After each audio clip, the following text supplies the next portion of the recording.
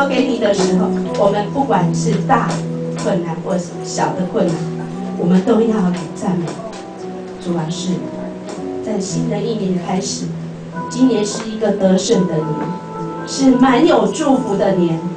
我们将我们自己怎么样交托给主？我们将自己怎么样全然的交给主？主啊，在这新的一年，我们要更新与侍奉。我们如何侍奉主？我们如何更新我们自己？我们无论在工作上，在家庭上面，我们是不是一个合神心意的人？主啊，在清早的时候，我们是怎样将我们自己交给主？主啊，让我们的心再一次的交给你，我们愿意让神住在我们的心中。不管我们遇到什么困难，不论我们的家人遇到什么样的事情，主啊，他们有患难的时候，有生病的时候，我们愿意来为他祷告。